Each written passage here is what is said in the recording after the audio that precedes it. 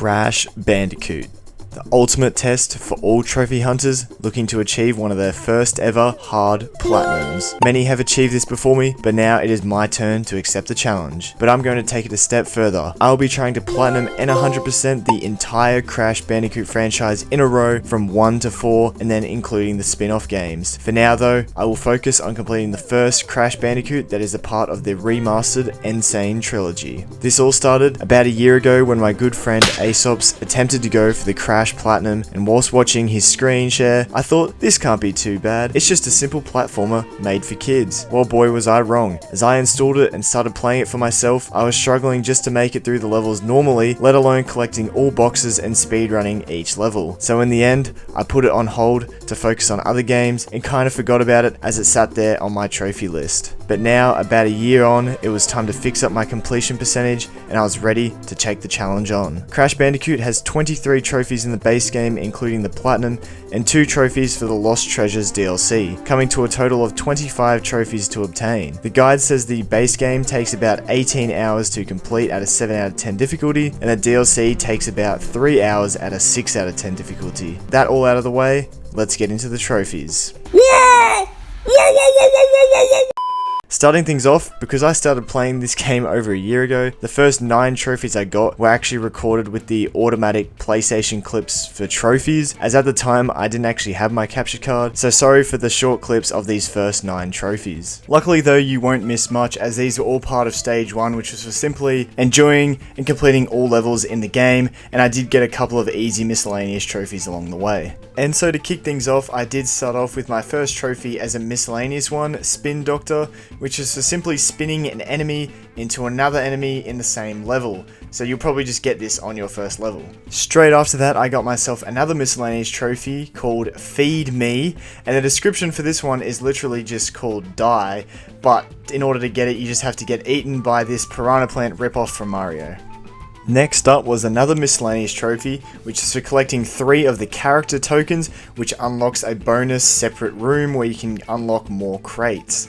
And this will be very useful when going for clear gems later. From there, I finally got my first story trophy of the game, which was Papu Popped for defeating Papu Papu. Pretty easy boss. Not gonna lie, the bosses are easier than the actual levels in this game.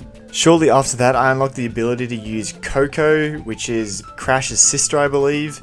And in this one, all I had to do was defeat 5 enemies using her spin, and I got the trophy No Holds Barred. Straight after that, continuing the trend of getting miscellaneous trophies, I got the trophy I Meant to Do That, which was for spinning away an extra life. So instead of picking it up, I accidentally span, which kicks it away. Just after that, I got myself another story-related trophy called Ripper Ruined, which is for defeating the boss Ripperoo. Again, another easy boss. After that, I was so bad at the game that I unlocked the trophy The Box That Broke the Bandicoot's Back, which is for simply missing 31 boxes and it will unlock. So if you're as bad as me, you'll probably just get this whilst playing through the game normally. And then finally, the 9th trophy that I got using these PlayStation clips was Koala Conked, which is for taking out Koala Kong. Now that that's out of the way, I have actual proper footage to show you guys. But these next few trophies are still part of just completing the story, so they're fairly simple to get, so I'll just go through them quickly. Here I got the trophy I See London, I See France, which again is just described as Die, but I'm pretty sure that's for getting zapped. Next up after that was another story trophy, this time for taking on the boss Pinstripe Potteroo. And once again, he was super easy as I beat him on my second attempt, unlocking myself the trophy Pinstripe Patooey. And again, after that, I continued on with completing more levels until I got to the next boss, which was Dr. Nitrous Brio, or Dr. Embryo. And he was actually a little tougher to start off with, as I didn't know what I was doing, until I realized I had to jump on these gooey monsters to send back a attack at an embryo. And after figuring that out, it was simply a matter of just getting good at the game and making sure I didn't die in a stupid way. And turns out he also has a second phase where he literally turns into the Hulk. But this second phase was so much easier than his first. I got it on my first try, unlocking myself the trophy Nitrous Broken for defeating Embryo. Unfortunately, I don't have footage of it, but at some point I unlocked myself a color gem, and once you've done that, you can get the trophy a Hidden Gem, which is for discovering a gem path using that color gem. So once you've unlocked a color gem, it allows you to find the secret paths in levels to collect more boxes and find other secrets. I'll discuss that later on, but for now I had to take on the final boss of the game and complete the story by defeating Dr. Neo Cortex. And once again, he was fairly challenging. I just had to learn his patterns and when he shoots out the green bullets, as they're the ones that you have to spin back at him. But once I'd learned his attack patterns with the purple ones and a bit of practice, I was able to defeat him. And of course, for defeating him, I did unlock myself the trophy Cortex Incapacitated for defeating N Cortex. Ooh, what's this? Oh, he gets the girl. Of course he gets the girl. Yeehaw! Off into the sunset. Gee, I hope there's not a second game. That would suck. It's Crash Bandicoot 2. Cortex Strikes Back. Before I could get into the second game, of course, though, I still had to do the hardest part in this game, which is for collecting all the gems and all of the relics. And so this directly leads me into stage 2/3, which is for collecting all gems and keys and finishing off the miscellaneous trophies, as I actually only had one miscellaneous trophy left to do, so I pretty much combined the two stages together. And so the first trophy I went for was for collecting the key in the Sunset Vista level. So in order to get this key, I had to find the 3 Neo Cortex tokens throughout the level, which unlocked his bonus room. And once inside the bonus room, all I had to do was make my way through it, dodging all of the TNT, and at the end I got myself the key. Then all I had to do was complete the rest of the level, and I unlocked myself the trophy Cortex's Crazed Contest. And for the next trophy, it was the same thing, this time obtaining the key on the Jaws of Darkness level. And once again, all I had to do was collect all 3 of the Cortex tokens, unlocking the bonus room, and by completing it, I got myself another key, and then by going on to complete the level, I unlocked myself the trophy. Moving on, I didn't actually go for the gems first. I decided to finish off the final miscellaneous trophy, which is for having 99 lives at one time. The reason I did this is when collecting the clear gems, you have to collect all boxes in a level, and if you run out of lives, you have to restart the level all over again, losing all your progress on the boxes, whereas if you have lives, it saves all the boxes up until that point where you got the checkpoint. So essentially, by having 99 lives, it would mean I would never run out of lives, causing me to lose my progress. The best way to get 99 lives was to go to the level Castle Machinery and use the secret gem path. However, to unlock this gem path, I first had to get the green gem, so I went to the Lost City level first in order to get it. And to get the green gem, you simply have to collect all boxes like a normal clear gem level, but you had to do it without dying. And Lost City is a pretty tough level. Oh, yeah, I don't think I'd ever do Super Meat Boy. I fell. Luckily, after that setback though, I did manage to get it on my next attempt and get the green gem. And so I was able to return back to the Castle Machinery level, take that green gem path and pick up heaps of lives here, as you can see. Then all you have to do is quit out of the level. Then you have to quit out of Crash Bandicoot 1 and head back to the main menu where you select from the 3 games. Then you go back into Crash Bandicoot 1, back into that same level, and the lives should have respawned. Then all you gotta do is repeat that as many times as you need to until you get the trophy on Cloud 99 for earning 99 lives. And so after that, it was now time to finally work on collecting all of the gems in the game. And majority of the gems are the clear gems, and in order to get these, like I mentioned earlier, you've just got to collect all the boxes in a level, and then at the very end of the level, it'll give you the opportunity to pick up the clear gem and complete it. Also, that level I just showed called Whole Hog, the way I unlocked that was by using the key that I got from the Sunset Vista level earlier, so that's the reason why you have to get the keys as well, not just for the trophy, but also it helps you unlock the gem trophies as well. Same thing goes with the color gems as well, as that's how you unlock the bonus rooms in levels, and they also include more boxes you need to get the clear gems in some levels. So once again here, I actually unlocked myself the orange gem. In order to get these, all you have to do is just beat that specific level by getting all the boxes without dying. And so this level was called Generator Room. And just as an example of what I was talking about, with the orange gem, it unlocked me this path down here, which allowed me to break these hidden boxes underneath the log, allowing me to get the clear gem for this level. And so by following a guide on what levels to do in what order, I eventually did unlock myself the trophy More Gems Are Better Than None, and that is for simply collecting 13 gems or half of all of them. And so after that, all I had to do was continue collecting all of the clear gems and colored gems until this happened. Clear gem! Let's go. No way! No! Luckily though, even though I did slip off the edge, I managed to pick up the gem as I was falling off, and as soon as you pick the gem up, it actually saves the game. So even though it wasn't here on my way back, I still technically had already picked it up. Wait, did you get the gem? I think so.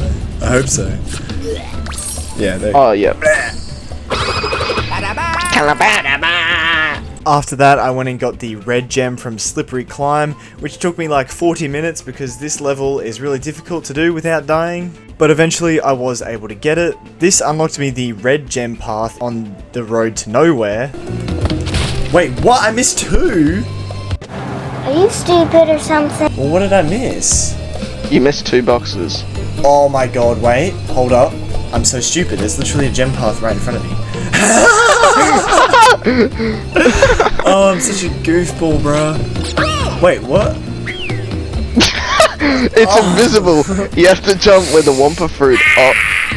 So yes, I was quite stupid on some of the levels and I did stuff up a bit, but eventually I got all of the colored gems, including the yellow and purple gem, and then went into the final level and got all of the boxes. And by doing this, I got my final clear gem that I needed, unlocking myself the trophy, the Ultimate Gem Path, for earning all 26 gems. And so finally, after doing that, it was time to move on to the 4th and final stage of the base game, which is for collecting all relics, and they had to be gold or better.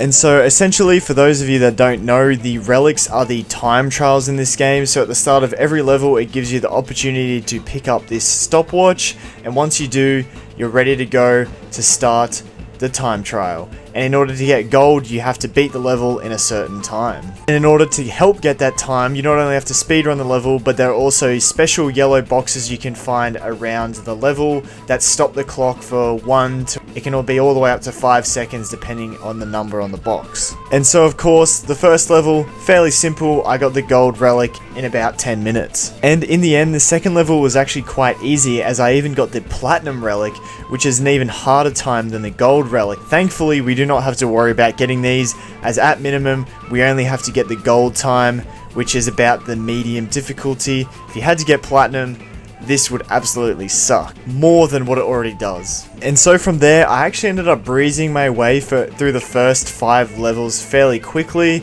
unlocking myself the trophy Catch Me If You Can for earning 5 relics. However, after that is when I started to have some problems. Oh! Oh, you made it! Oh, that last guy, that's such a troll. This was one of my big ones.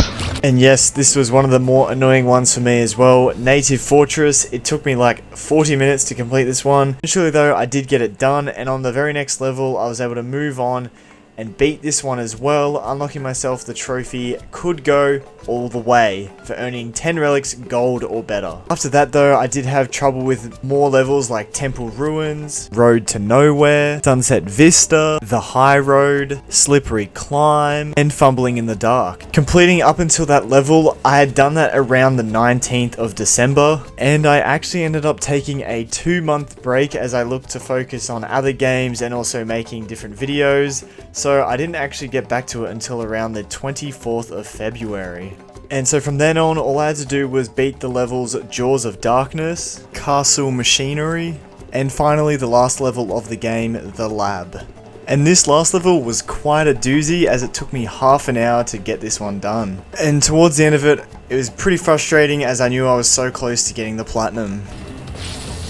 Oh! No, what? Oh, it didn't. I held X. What? Bro, I held it and it just didn't do a double jump. Oh, brother. Oh. Nice. Oh.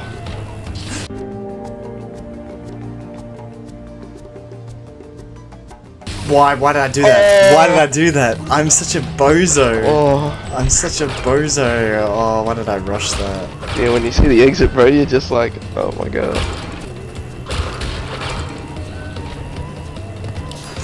Why did Oh.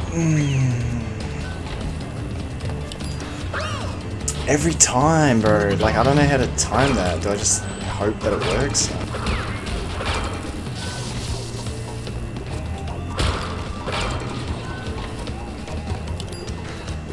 Oh my god.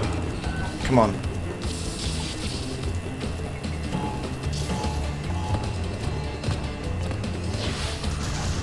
Yes! Practice makes perfect. Earn 26 relics, gold or better. The Intrepid Crash Bandicoot. Collect all the Crash Bandicoot trophies. Yes, platinum, baby. That's what I'm talking about. Woo!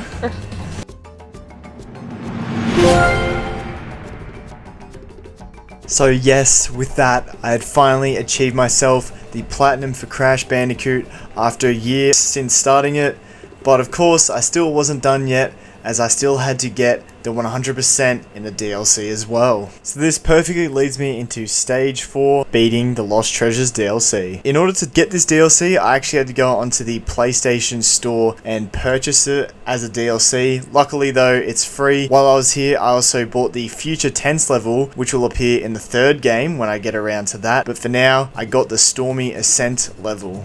And after purchasing it, I had to quickly restart my game, load back in, and what do I know? It spawned in the extra level for me. Now, to get these last 2 trophies in the DLC, it's pretty simple, just like what we did in the base game. First of all, got to get the clear gem by collecting all the boxes in the level, and also completing the time trial by getting gold. And I believe the story behind this level was that it was originally meant to be in the OG game, but it was so hard that they removed it. But of course, for the remaster, they decided to bring it back and add it in as DLC, and it is by far the hardest level in the game and definitely took me the longest to do. Getting the first trophy by collecting all the boxes in the level wasn't too bad, especially using a guide, but that still did take me 40 minutes just to do that. So luckily I still had about 90 lives heading into this level, and as you can see I got down to around about 30, that's how many times I died, but luckily that was plenty to try and keep on getting all the boxes, and I could take it slowly and make sure that I wouldn't run out of lives and had to restart the whole level over again. And so after about a 40-minute long process of getting all of the boxes, I finally made it to the end. Just give me the gem! Come on! It was at this moment that he knew. He f***ed up. Oh! Oh, I almost missed the jump, bro. Yeah, I got pretty lucky there. I almost sold on the final jump of the level. The Crown Jewel. Seek and destroy. So after getting the clear gem and that trophy, I now just had to go for the gold relic to get the final trophy. And I spent an hour of pure fails.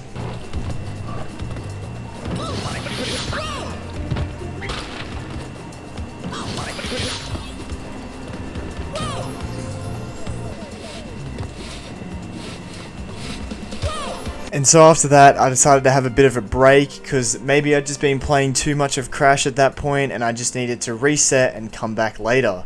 So that's exactly what I did, and guess what? I spent another hour and 20 minutes of pure failing.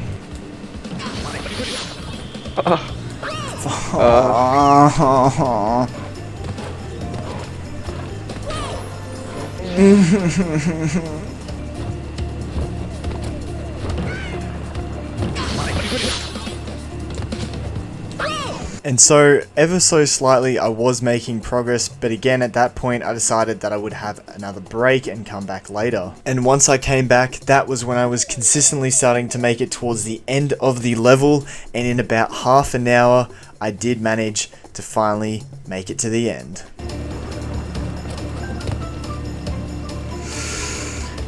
Come on.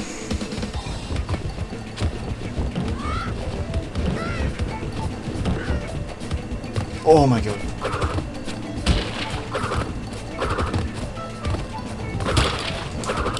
You know what, doesn't matter, let me just finish. Why am I trying to do that?